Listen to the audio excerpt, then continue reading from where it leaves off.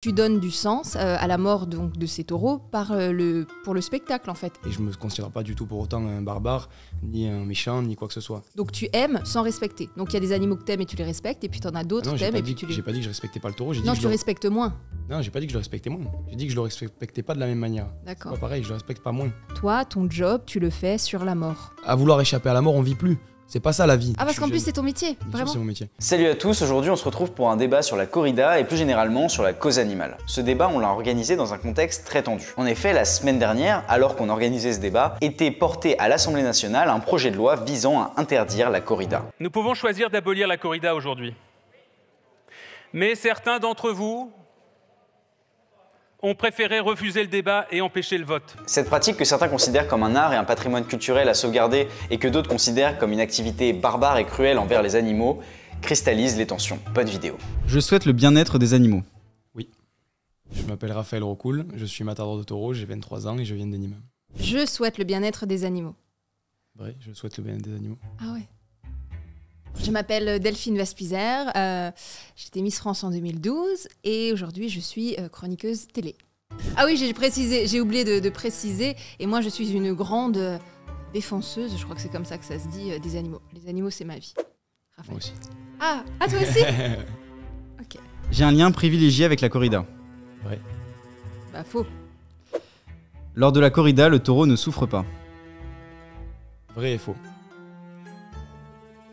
Non, parce que vu qu'il y a la négation dans ta question, du coup, le taureau souffre, donc faux. Abolir la corrida en France serait une catastrophe. Vrai. Faux, c'est un progrès. La corrida a un impact positif sur la biodiversité et l'environnement. Vrai. Faux. Je respecte la beauté du duel humain-taureau dans l'arène. Vrai. Faux. Je suis déjà allé voir une corrida. Faux. La corrida est une tradition française. Vrai. C'est pas pour autant qu'elle est bien. Voilà, parce qu'il y a plein de traditions qu'on a arrêtées, et heureusement. Il devrait y avoir plus de corridas en France. Vrai, ce serait bien. Faux. La corrida est vécue comme une torture pour le taureau. Faux. Vrai. La corrida est un art. Vrai. Vrai. Vrai, sans doute, hein, parce que... Pour s'entendre alors finalement. Non, mais Petit à petit. sans doute que ça doit être un art, puisque pour qu'il y ait tellement de personnes qui soutiennent ça, voilà. Mais bon, après, il y a des arts peut-être à abolir, parce qu'ils ne vont pas dans... Voilà, parfois, l'art n'est pas éthique. Du coup, Raphaël, tu es matador, c'est comme ça qu'on dit. Mais quel dommage.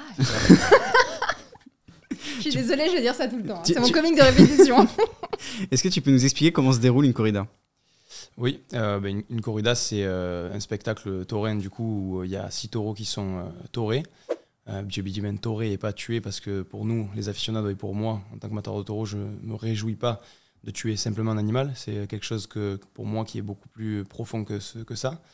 Donc c'est 6 taureaux dans une corrida et avec tout un règlement taurin autour et toute une organisation bien spécifique et des règles auxquelles on ne déroge pas parce que sinon il n'y aurait pas de spectacle et il n'y aurait pas justement il y aurait pas d'organisation autour de tout ça.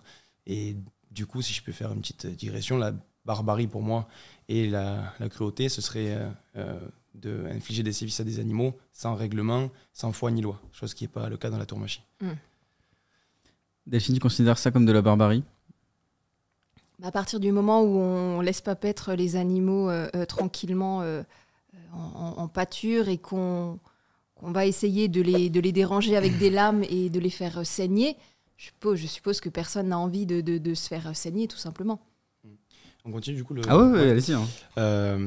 Alors, c'est intéressant parce que tu dis que lorsqu'on laisse pas paître les animaux... Alors tu vas me dire que oui, au début de leur vie et jusqu'à arriver, voilà. Mais je pense qu'ils aimeraient continuer. Je vais juste faire la comparaison. Oui. Mais moi je suis d'accord avec toi. C'est-à-dire que tous les animaux, tous les bovins aimeraient continuer à paître tranquillement, sauf que la réalité, c'est qu'il y a une vie, il y a une mort, qu'on le veuille ou non, et qu'aujourd'hui, c'est des millions de bovins en France qui sont abattus tous les jours dans les abattoirs. Chose que moi, ça me fait pas plaisir personnellement. La réalité de la tauromachie, c'est que au lieu qu'un veau il soit enlevé à sa naissance de la mère qu'il allaite, c'est-à-dire qu'il n'aura pas allaité et à 6 mois engraissé, il a pris une balle dans la tête pour manger un beefsteak et que les gens le mangent sans savoir et sans vouloir connaître la réalité de l'élevage et de l'abattage. Le taureau, lui, il naît, il est élevé dans des hectares de terrain, dans des hectares de prairies qui sont préservées, d'où la biodiversité, d'où la préservation du biotope et tout ça. Enfin, bref, on peut en parler plus tard. Mais effectivement, il y a une mort à la fin qui est aux yeux de tous, qui est glorifiée, et c'est ça qui gêne. Et moi, je te comprends que tu sois anti-corrida et que tu n'aimes pas la tauromachie, parce que si moi, je n'avais pas été de Nîmes, j'aurais certainement, moi aussi, pas aimé la tauromachie. Sauf que j'ai une éducation, j'ai des principes et j'ai des valeurs qui sont ce qu'elles sont, et j'en suis fier. Et je ne me considère pas du tout pour autant un barbare, ni un méchant, ni quoi que ce soit. Et la réalité, c'est ça, c'est que le taureau, aujourd'hui, les taureaux, ils sont élevés dans des prairies magnifiques, et que oui, à la fin, il y a une mort qui dérange. Certes, elle existe. Mais c'est comme dans l'élevage, quoi. Enfin, c'est mieux que dans l'élevage. Moi, j'adore en fait ce principe où on se dit, il y a déjà des choses pires, donc du coup, vu que c'est mieux que le pire, ça passe. Moi, c'est ça qui me dérange. Donc, je suis ni pour l'élevage, étant donné que je suis végétarienne, ni pour la tauromachie. Mais c'est pas parce que l'élevage, ils ont des conditions souvent déplorables et à la fin, ils finissent en beefsteak et que les gens, limite, ne le mangent même pas. Il y a le gaspillage alimentaire sur la viande qui, moi, me rend malade. Donc ça, c'est vraiment horrible. Et alors, on se dit, au moins, la tauromachie, c'est un peu mieux. Ouais, non, mais moi, après, j'ai pas dit que tous les éleveurs de bovins étaient des mauvais éleveurs. C'est pas ce que je dis. Je dis juste que nous, on met plus de sens. Ça veut dire que nous, on nous reproche la mort dans la tauromachie. C'est ça qui gêne. Sauf que nous, on donne du sens à la vie et on donne du sens à la mort des animaux. C'est chose qui n'est pas faite aujourd'hui pour les animaux d'élevage. Il n'y a pas de sens à leur vie, il n'y a pas de sens à leur mort. C'est le spectacle. Le sens, c'est le spectacle.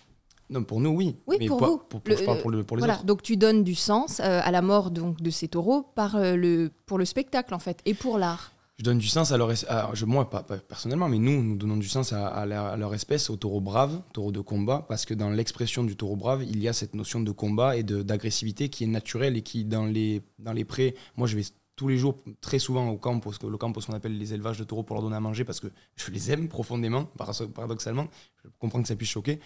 Et dans les prés où ils sont élevés, ils se tuent, il y a une histoire de hiérarchie qui s'instaure, et ils s'entretuent, et parfois ils s'éviscèrent, ils se marchent dessus, ils meurent debout, c'est-à-dire que c'est pas un animal comme les autres.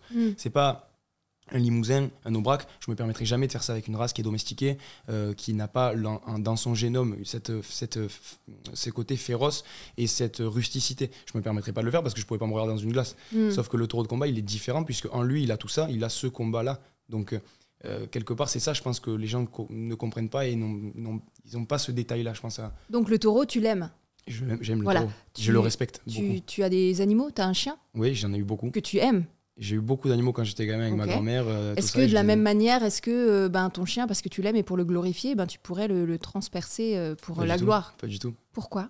Parce que je ne respecte pas de la même manière mon chien que je respecte un taureau. Ah voilà, donc il y a quand même une notion de respect qui n'est pas tout à fait pareil. Donc tu aimes sans respecter. Donc il y a des animaux que tu aimes et tu les respectes, et puis tu en as d'autres que tu aimes et puis tu les... J'ai pas dit que je respectais pas le taureau. Non, tu le respectes moins. Non, j'ai pas dit que je le respectais moins. J'ai dit que je le respectais pas de la même manière. D'accord. C'est pas pareil, je le respecte pas moins. Au contraire, mais disons, ça te choquerait si on faisait ça sur un chien ou sur un chat. Bien sûr, ah oui, complètement. Donc tu peux comprendre que nous autres, ça nous choque. Oui. Voilà, parce qu'en fait, c'est gratuit, en fait. C'est du sang gratuit, c'est des lames gratuites. Non, parce que moi, ce que je t'ai dit, je comprends que tu puisses te choquer parce que peut-être que tu connais pas la race en elle-même du taureau de combat. Est-ce que tu es venu dans le sud, est-ce que tu as visité un élevage? Moi, demain, si tu me dis j'ai envie de visiter un élevage, j'ai envie de comprendre comment c'est, je te dis viens, je te fais visiter un élevage et je te montre comment est la vie du taureau brave. Tu vas me dire qu'il n'y a aucun taureau qui, lorsque ça se passe dans l'arène, il n'y a aucun taureau qui fuit ou qui n'a pas envie, qui n'a pas envie de tout ça? Et ça, c'est la sélection. C'est la sélection des éleveurs de taureaux au quotidien. C'est les taureaux qui fuient et les taureaux qui n'ont pas en eux, qui n'ont pas gardé en eux cette race et dans leur génétique sont sélectionnés, sont retirés de la sélection. Ce sont que les taureaux qui combattent qui sont sélectionnés. On ne va pas mettre un taureau qui ne combat pas. Comme je t'ai dit avant, on ne va pas faire ça avec un limousin. Quel intérêt pour nous de faire ça avec un taureau qui ne combat pas? Le taureau, quand on lui présente un cheval, comme moi je me mets devant lui avec une cape, il me charge, et quand il est blessé à la pique, au cheval, il pousse sous le cheval, il est blessé, on l'enlève du cheval, on le remet à une distance respectée entre deux lignes, 5, 6 mètres, 7 mètres, 8 mètres, et on lui propose de charger. On lui court pas après avec une lance. Le taureau recharge en acceptant et en assumant le fait qu'il soit blessé. C'est ça la race du taureau brave, c'est ça la race du taureau de combat. Tu vois, c'est pas chose que ferait pas un autre animal.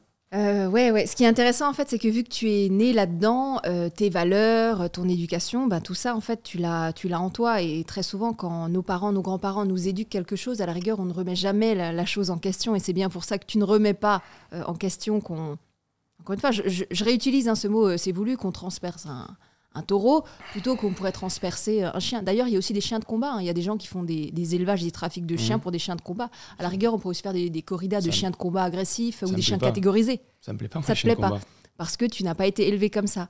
Donc parfois, quand on est adulte, il faut juste un peu remettre carte sur la table et savoir, ok, ça me vient de mes parents, de mes grands-parents, et puis là, maintenant, aujourd'hui, en mon âme et conscience... Mais moi, ça ne me vient pas de mes parents, de mes grands-parents, parce que moi, personne ne m'a poussé à être torero. Non, mais de ton berceau, de ta région, mais si ça de tes valeurs. Mais si ça venait que... Toi, j'ai l'impression que tu es en train de me dire ça vient de tes parents, de tes grands-parents, de ton éducation. Mais moi, si c'était une éducation, comme si c'était mal, si mon éducation, elle était mauvaise vis-à-vis de la tauromachie, ce serait l'éducation et l'identité des centaines de milliers de personnes de chez nous, de nos régions. Est-ce que tu penses que les gens qui sont chez nous sont tous mal éduqués et ont tous une éducation Non, mais c'est le berceau géographique. Voilà. Et c'est en ça qu'on dit les traditions. Mais si c'était vraiment une tradition française, ça ferait l'unanimité chez les gens en France, puisque la France, c'est pas que Nîmes, mais c'est pas que le sud ou le sud-ouest, voilà. Donc si c'était vraiment Et ça l'est aussi. Mais ça l'est aussi, mais après c'est un peu c'est la règle du nombre. Voilà, en France, on vote les lois en fonction de la majorité, hein, c'est comme ça que ça se passe. Donc si la majorité des Français, et je pense que la majorité des Français est contre ça, j'espère que nos politiques nous écouteront. Et ensuite, vous garderez dans vos albums photos et puis sur vos diapos et tout ça, et sur vos belles affiches, hein, parce qu'il y a des très belles affiches, c'est très artistique. Mais la tradition, elle est française et elle est locale, elle est régionale. C'est-à-dire qu'aujourd'hui, quand on vote une loi à l'Assemblée nationale par des députés de la nation, on vote quelque chose de régional et de local. Moi, je pense que demain, si j'étais député, et comme venait de me dire, il faut que tu votes une loi dans le Nord-Pas-de-Calais pour interdire quelque chose, interdire une culture, et que moi, j'étais député du Gard, je dirais... Déjà, premièrement, je vais me déplacer, je vais aller connaître la culture de ces gens, je vais essayer de voir sur place qu'est-ce que ces gens vivent. Il y a assez de vidéos sur la corrida, les gens ils le voient. T'as pas besoin d'aller dans les arènes. Mais dans une vidéo... Ça pose la question justement, est-ce qu'on peut interdire quelque chose avec laquelle on n'a pas de lien? Justement, laquelle on n'est pas toi, tu via une vidéo, tu pourrais interdire quelque chose? Via une vidéo, tu pourrais interdire une culture, une identité, tu pourrais empêcher des gens d'aller faire ce qu'ils veulent. Les Français, ils savent ce que c'est la corrida. Donc, mais vous enjolivez... C'est ça le problème, c'est que les Français ne savent pas ce que c'est que la tauromachie. Oui, mais vous enjolivez en disant le taureau est brave, le taureau est un guerrier. Le taureau, c'est surtout juste un animal. Hein. Excuse-moi, moi, j'enjolive rien du tout. Moi, mon métier, c'est tous les jours que je le vis, ça fait depuis que je suis... parce qu'en plus, c'est ton métier, vraiment. C'est mon métier. Moi, ça fait depuis tous les jours que je suis jeune, depuis que je suis parti de chez moi à 17-18 ans. Je suis parti de chez moi, j'ai pris ma voiture en Espagne, tout seul. Je m'entraîne tous les jours et j'ai laissé ma vie d'étudiant, ma vie de famille, j'ai laissé mes amis pour ma passion et parce que j'avais des convictions et que je voulais assouvir mon rêve d'être amateur de taureau. Donc, je pense que tout ça, c'est assez respectable et que oui, c'est respectable. Je pense pas que tu aies l'impression d'avoir un barbare et un tortionnaire devant toi. Tu vois, est-ce que tu penses que j'aime ça? Tu penses que j'aime le... Au niveau de la forme, c'est pas mal. Au niveau du fond, du coup, je ne sais pas. Non mais concrètement, et c'est pour ça que... C'est intéressant ce que tu dis, parce que tu dis les Français, j'essaye d'enjoliver. Moi, si tu veux, je te raconte. Moi, quand je viens ici, quand je viens te raconter, faire ce débat-là avec toi, déjà de une, j'ai pas d'a priori, j'ai pas de préjugés. Toi, tu parles de vidéos de la tauromachie. Moi, je pourrais te parler des vidéos TPMP, tu vois, par exemple, ou des vidéos où toi t'es sorti, où il y a plein de débats qui sont sortis de leur contexte. Où toi, par exemple, il y a quelques mois, quand t'as parlé de politique, tu vois. C'est un coquinou, hein. Tu vois. Non, mais tu vois, si je voulais être méchant, si je voulais être dans le titillement, je pourrais te parler de tout ça. Je pourrais dire, mais ces vidéos sont sorties de leur contexte. Non, moi, je suis venu sans préjugés, sans avis. J'ai dit, je vais faire un débat devant quelqu'un qui connaît certainement pas la tauromachie. Et c'est le cas de beaucoup de Français. Et moi, ce que j'ai envie de faire et ce que j'ai envie de dire, c'est d'être ouvert d'esprit en disant, je suis un jeune de 23 ans, je fais un métier qui est pas normal, qui est hors du temps, qui est magnifique et qui est pas donné à tout le monde. Oui. Et j'ai envie de l'expliquer aux gens. Oui. Voilà. T'as commencé à quel âge, Raphaël? J'ai commencé à 10 ans. 9-10 ans. Mais bon, moi, j'ai toujours voulu être torero depuis que je suis né. Donc tu es d'accord avec les enfants qui vont dans les arènes et qui voient des spectacles comme ça? Complètement, surtout que moi je suis d'accord avec le fait... après, moi par exemple, dans ma famille, on a choisi pour de mes cousins de pas de suite amener les enfants à la corrida. C'est un choix personnel que je respecte. Mais au-delà du fait de montrer une corrida à un gamin, comme on dit chez nous, à un jeune, il y a toute une transmission, un partage. Moi, ce que j'ai vécu avec mon grand-père, ce que j'ai vécu avec mon oncle, ma tante, ma mère, mon père, ce partage-là, cette passation de témoin, c'est pour la vie que je l'ai. Et c'est des souvenirs pour la vie que j'ai avec ma famille, mes parents. Et ça se passe pour d'autres cultures aussi. Et ça, c'est beau et c'est les souvenirs, effectivement. Mais il y a des métiers qui sont des métiers anciens, il y a des métiers qui se perdent, et il y a des traditions qui évoluent. Sans faire de polémique ou quoi que ce soit. Je veux dire, dans le temps, la justice, quand quelqu'un était méchant, au final, on le guillotinait et puis c'était la tradition. Moi, j'ai pas été méchant. Non, mais tu dis... non, mais voilà, les traditions. Dans le temps, la justice, la tradition, c'était de couper la tête. Dans le temps, c'était les mecs qui faisaient des sabots pour nos chaussures. On n'avait pas de chaussures. Sauf que nous, c'est plus qu'une tradition, c'est une culture. Il y a plein de choses qui évoluent. Et aujourd'hui, avec... Et pas la culture de couper la tête des gens. Ouais, non, mais tout ce qui est bien-être animal, aujourd'hui, c'est une donne qui fait qu'il y a beaucoup plus de gens qui sont végétariens, beaucoup plus de gens qui sont flexitariens, et beaucoup plus de gens qui sont contre les sévices plus ou moins grands, plus ou moins traditionnels, traditionnalistes des animaux.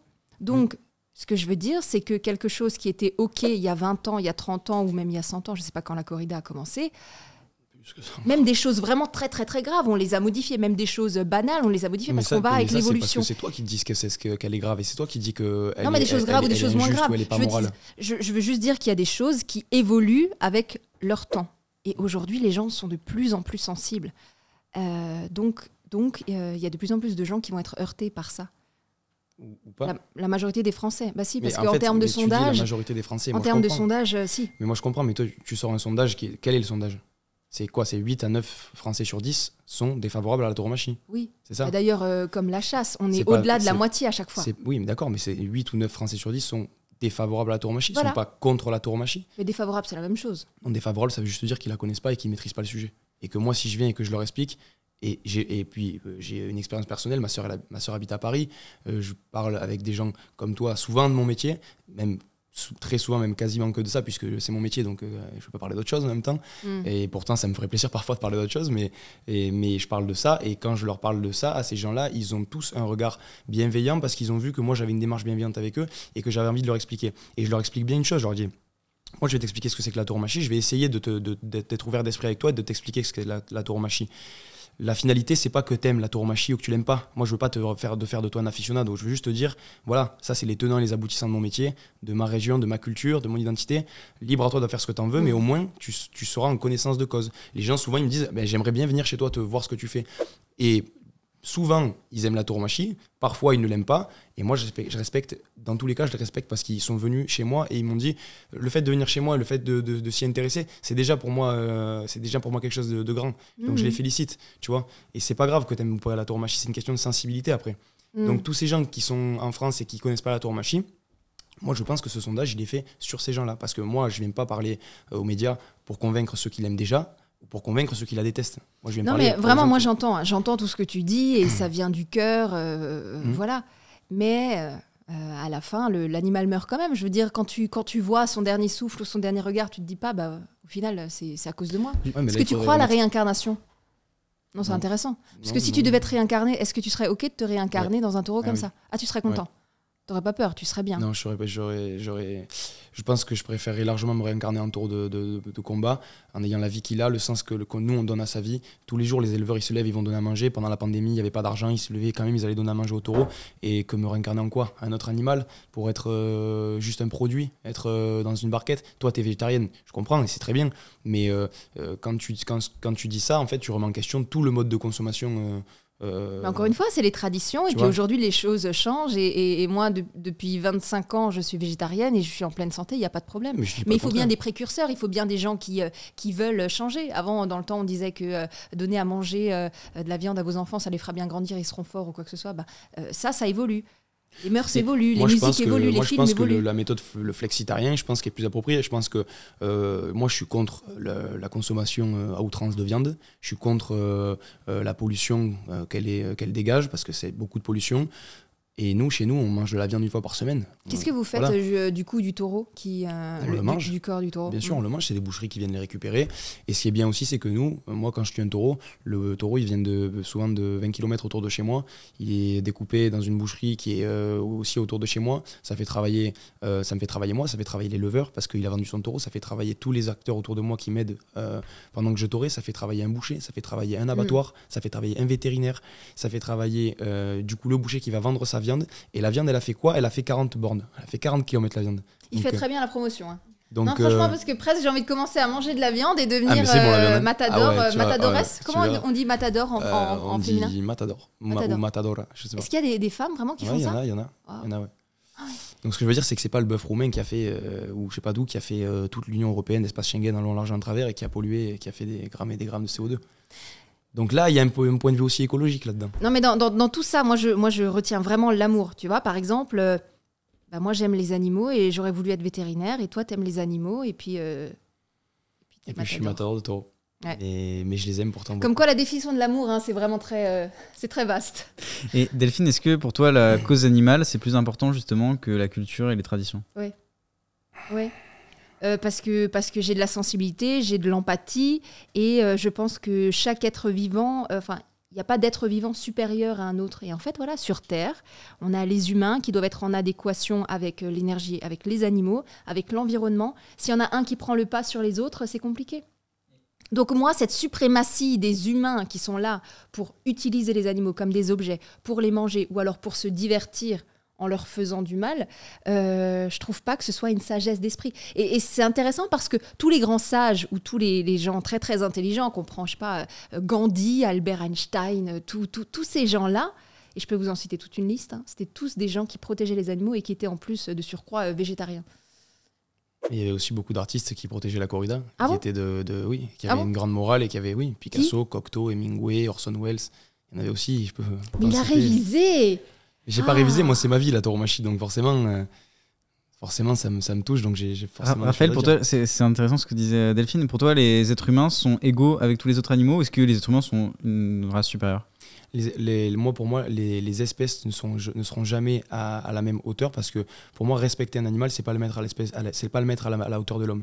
Et c'est ça un peu le reproche qu'on nous fait aujourd'hui à la culture taurine et au matador de taureau en général, c'est que aux aficionados, c'est qu'on voudrait humaniser les animaux. C'est-à-dire que moi, ce que je comprends de Delphine, c'est que quand elle me voit tuer un taureau, le tauré, la finalité, c'est qu'il est tué, pas toujours, il est gracié aussi des fois. Quand il y a 20 000 spectateurs qui se lèvent, qui agitent le mouchoir en disant ce taureau, il ne faut pas le tuer parce qu'il est exceptionnel, c'est la réalité aussi. Après combien de coups Donc ça démentit le fait ça démentit bien le fait que nous, on ne vient pas chercher juste de la boucherie. Après combien de coups? 2 pics et 6 banderilles.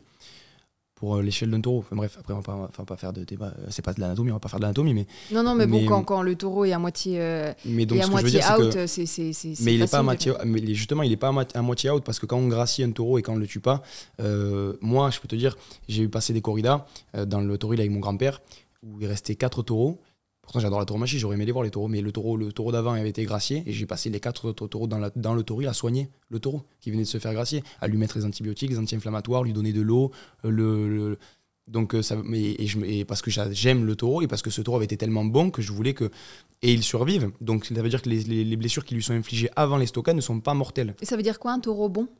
Un taureau bon, ça veut dire qu'il réunit toutes les qualités de bravoure, donc de race, de caractère, de noblesse, de noblesse. Après, je sais pas si tu comprends. Un taureau quoi, très, très agressif, qui va vraiment au combat, c'est celui-là qui sera vraiment un bon taureau? Agressif, pas seulement un taureau agressif, un taureau qui a de l'harmonie dans son embestida. Donc c'est pas l'embestida, ce qu'on appelle les charges, qui a de l'harmonie, du rythme, beaucoup de choses, de la classe, c'est un ballet. Quand tu arrives à avoir une harmonie et du rythme dans la tauromachie, c'est ce qui transmet au public. C'est une musique, la tauromachie, c'est un rythme. Et donc un taureau comme ça, il est gracié. Donc ce que je te disais, c'est que moi, ce que je comprends quand toi tu regardes un taureau mis à mort, c'est que toi tu vois, c'est comme si tu voyais un humain finalement, puisque tu me dis qu'on ne doit pas avoir les... Non, c'est pas ça. Je vois un être sensible qui a sans doute envie de vivre, qui a envie d'aller brouter, qui a envie juste de vivre, qui a pas envie qu'on lui fasse du mal en fait. Oui, mais bien sûr, mais tu sais que... Même moi, quand je me fais piquer par une guêpe, j'ai mal. Tu vois ce que je veux dire? J'ai pas envie qu'on me mette des pics, des trucs, forcément. Mais ouais, mais parce que toi, tu as ta conscience d'humain, tu as pas une conscience d'animal. Mais les animaux ont aussi une conscience. Une conscience qui est pas la même que la nôtre. Mais ils ont la conscience de la mort, et ils ont la conscience de la douleur.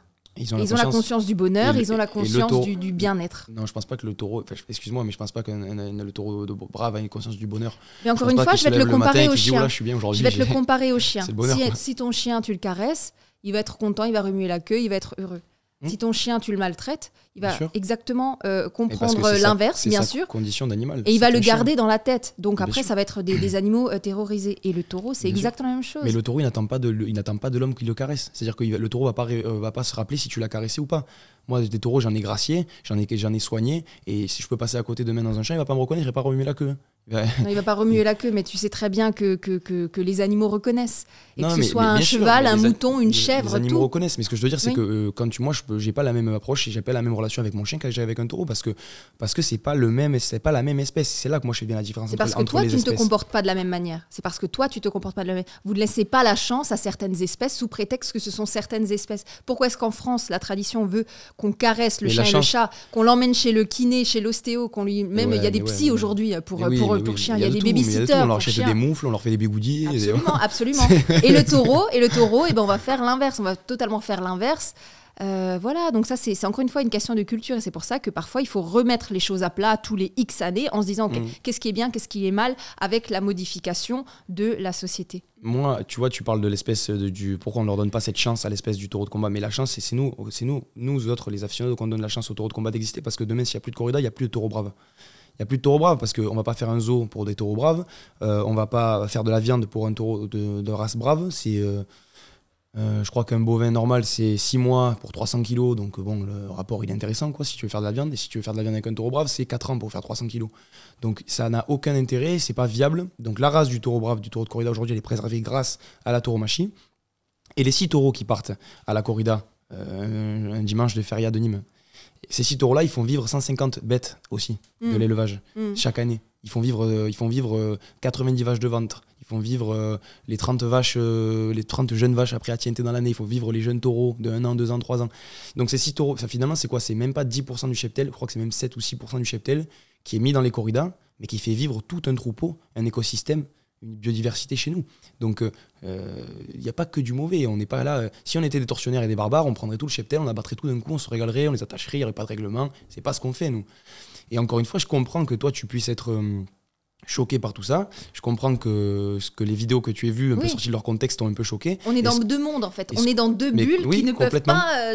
voilà, en fait, on ne peut pas se comprendre. Donc c'est très intéressant, là, ce que vous dites, mais je sais pas, on arrête quand? Parce qu'en fait, on tourne en rond. Et ce que je comprends aussi, c'est que... On n'arrivera jamais à trouver un point d'accord. Ce que je comprends aussi, je te demande pas de trouver un point d'accord, je te demande pas que tu me dises que c'est bien ce que je fais ou quoi que ce soit, c'est pas grave, moi je respecte ce que tu fais et j'espère que, bon, je sais pas si tu respectes ce que je fais, mais bon, j'espère. Avant de te connaître, je trouvais que c'était très respectable quand je suis arrivée. Non, bon, voilà. Parce que moi, si je peux te dire quelque chose, c'est que si jamais tu fais la démarche de venir et de connaître, tu pourras te forger un avis et moi je te trouverai légitime.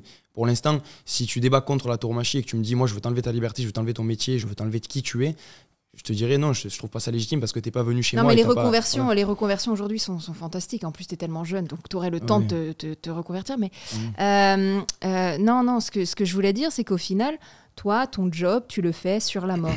Moi, je crois beaucoup aux énergies et je trouve que les énergies de la mort ne sont pas des belles énergies. C'est tout ce que j'ai à dire. Moi, je le fais pas sur la mort, mon job. C'est pas sur la mort que je fais mon job.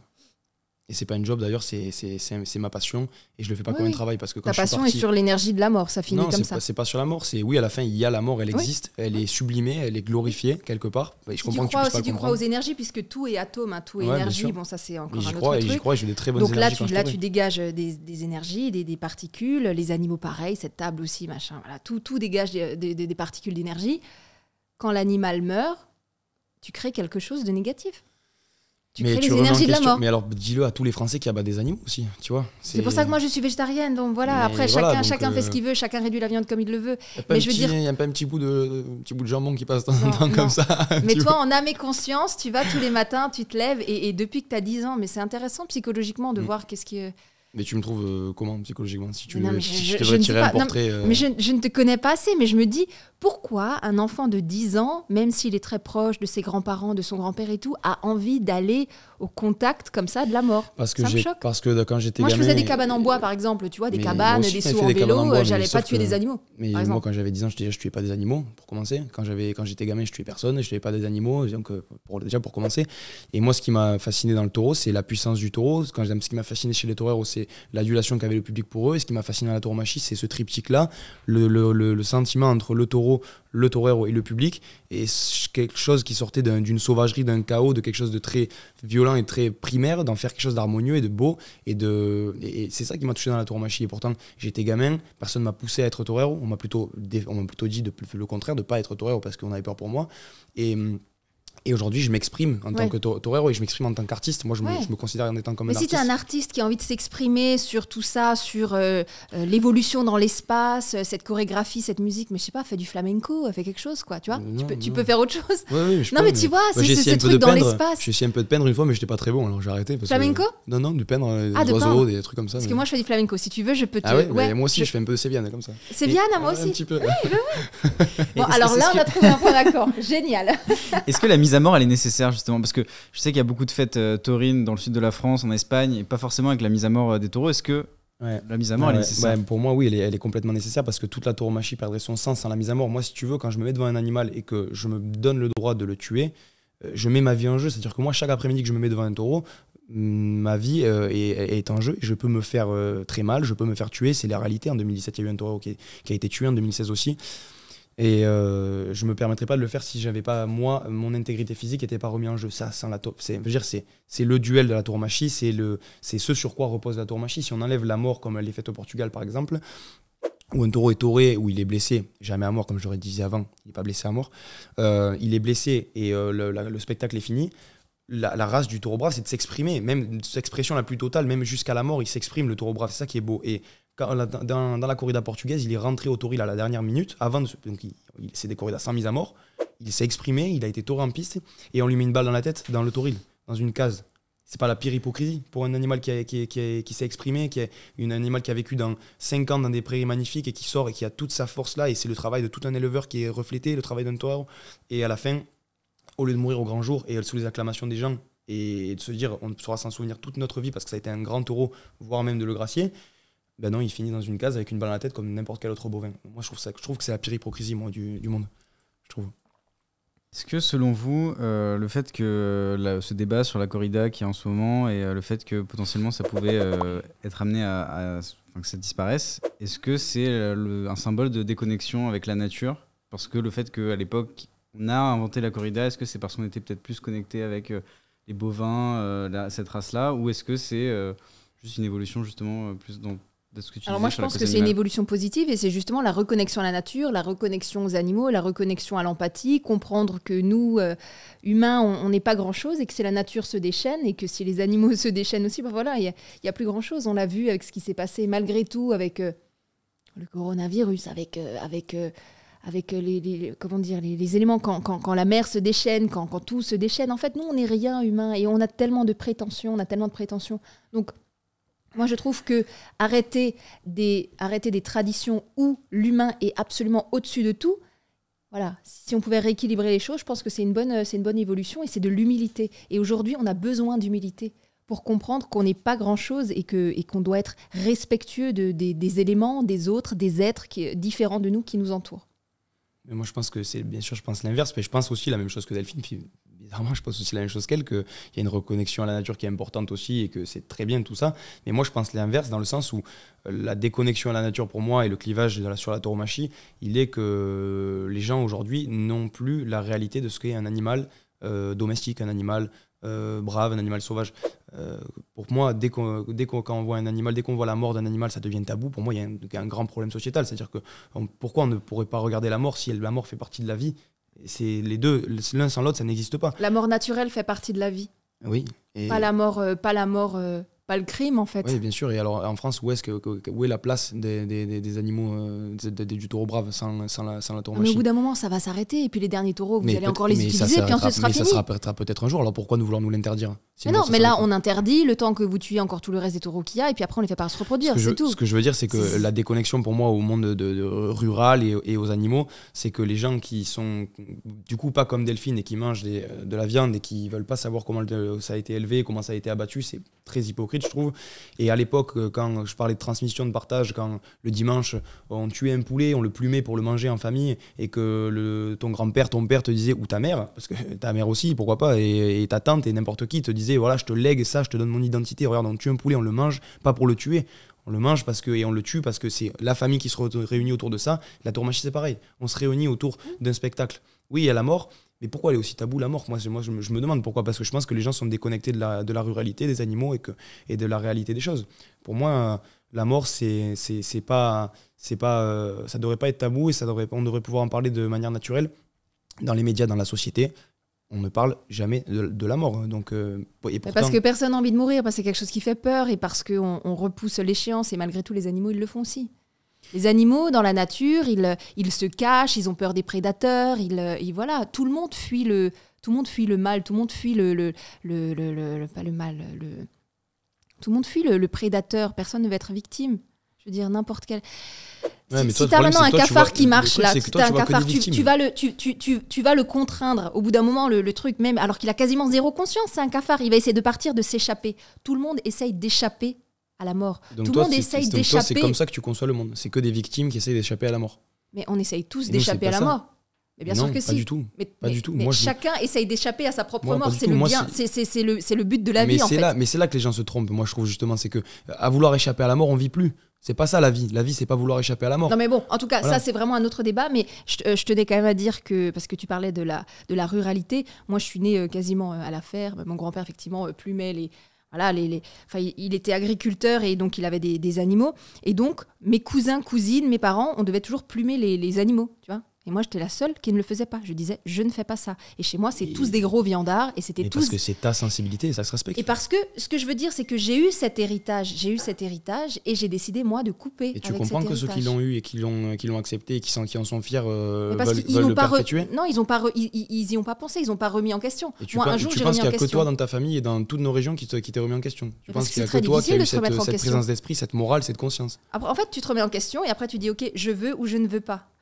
Mais si toi, ça te convient et c'est ta sensibilité, mais c'est tant mieux. Et moi, je te respecte. Tu vois la mais différence entre les gens. C'est beaucoup plus facile de continuer de perpétuer une tradition que de la remettre en question. Parce que c'est un peu renier aussi l'héritage qu'on a eu et tout. C'est beaucoup plus difficile. Et moi, aujourd'hui, dans ma famille, je suis un électron libre parce qu'effectivement, j'ai coupé avec tout ça. Et mes cousins, mes cousines, mon frère, eux, ils ont continué dans la lignée. Et donc, c'est plus agréable. C'est plus agréable que d'être marginal de quelque chose. Oui, bien sûr, mais donc ça veut dire que moi, ça veut dire que la différence entre toi et moi, c'est que moi, je vais respecter les cultures des autres et toi, tu vas vouloir nous imposer quelque chose. Toi, tu veux imposer aux gens qui ne mangent plus de viande, qui ne tuent plus de poulet, qui ne plument plus. Je suis juste dans l'évolution. Mais tu penses vraiment sincèrement, que l'évolution aujourd'hui de la France et de la société, c'est de tendre à zéro abattage, zéro viande, zéro poulet, zéro... Tu penses que tu vas chez le médecin, il y a 20 ans, il te disait manger de la viande pour être en bonne santé. Aujourd'hui, ils disent réduire au maximum la viande. Ils vont te le dire, ils vont te dire qu'un régime quasi végétarien... Il parle pour ceux qui mangent de la viande tous les jours, pas pour ceux qui en mangent une fois par semaine. Non mais même, c'est des graisses saturées, ça amoindrit, enfin c'est compliqué pour la digestion, ton taux vibratoire il baisse et tout ça machin. Un peu de poulet pour les protéines, comme c'est bien. Non mais il y a plein de protéines végétales. Ah. Je t'expliquerai, t'inquiète. Ouais, merci. Ce que je veux dire, c'est que ce n'est pas bon. Et toutes toutes les civilisations qui vivent très très longtemps n'ont quasiment pas de protéines animales dans leur alimentation. Mais ça, aujourd'hui, on est vraiment dans une phase de transition. Et le régime méditerranéen ? Le régime méditerranéen, c'est de mettre de l'huile d'olive un peu partout. Non, c'est de mettre de l'huile d'olive, manger un peu de poulet, manger un peu de tomate et faire un peu de poisson et faire de tout ça une belle assiette. Et pourtant, ça a été prouvé que c'est un des meilleurs régimes au monde, le régime méditerranéen. La manière dont il y a 10 ans, on disait que le régime méditerranéen a été bon. Ceux qui vivent le plus, il y en a beaucoup dans la Méditerranée qui ont battu des records de longévité. Vous verrez que dans 10 ans ou dans 20 ans, on dira vraiment qu'être totalement végétarien, c'est le meilleur pour la santé. Ta technique marche certainement très bien, mais je pense que la mienne marche bien aussi. Merci. Est-ce que vous voulez... on arrive vers la fin de ce débat. Est-ce que vous voulez conclure, dire une phrase face caméra pour dire un peu votre ressenti du débat, ce que vous en avez pensé? Alors, moi, je suis d'accord d'aller manger avec Raphaël une tomate mozza et de danser la Sevillana, mais pour le reste, c'est tout. Quoi. Moi aussi. Et mais moi, je suis d'accord pour recevoir Delphine chez moi et dans ma région pour lui montrer toute la diversité, ma culture comme elle est belle. Et après aller voir visiter l'élevage, on pourra danser la Sevillane si tu veux, manger une tomate mozza.